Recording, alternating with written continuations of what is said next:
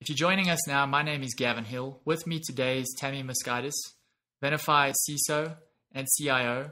We're discussing the changing role in the CISO. Tammy, thanks again for joining us today. Thanks for having me.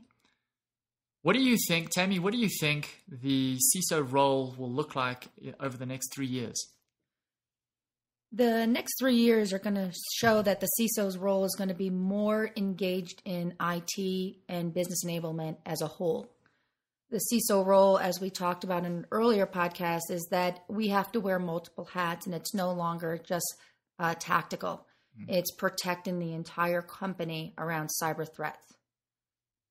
Okay, thanks. So I know that you hold actually dual roles at Venafi, both the CISO and the CIO. How are those roles starting to intermingle and merge together? That's a great question. And few people ask me, how are you handling being the CIO and a CISO? Mm-hmm. Don't they conflict? I guess you have many conversations with yourself. I do. Should I do this? No. Should I do this? Sure. But honestly, it's the people I've talked to. They're saying, well, what are the issues of having both roles? Because you're still trying to get technology and IT stuff done. And I said, the role of CISO and CIO are to me almost interchangeable.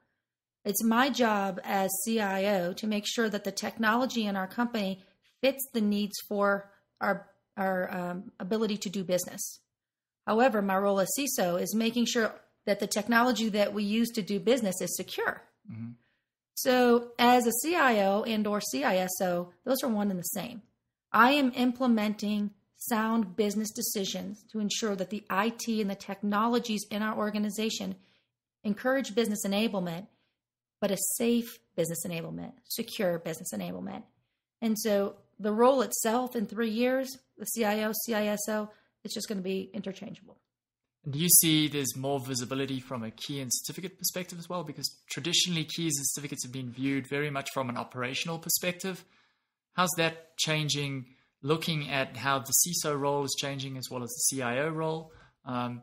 Traditionally, as you had mentioned in previous podcasts, that was very tactical, mm-hmm. not so much strategic, whereas more strategic now. How's that changing even from a key and certificate perspective, going more from an operational perspective to a security perspective? Well, keys and certificates were notoriously in operations areas, looking around availability and outages. And part of security, the triad of security, is on the confidentiality, integrity, and the availability of your organization.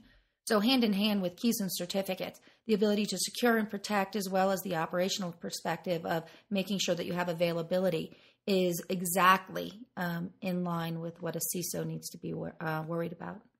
Great. Well, Tammy, as always, thank you for your valuable insight on this topic.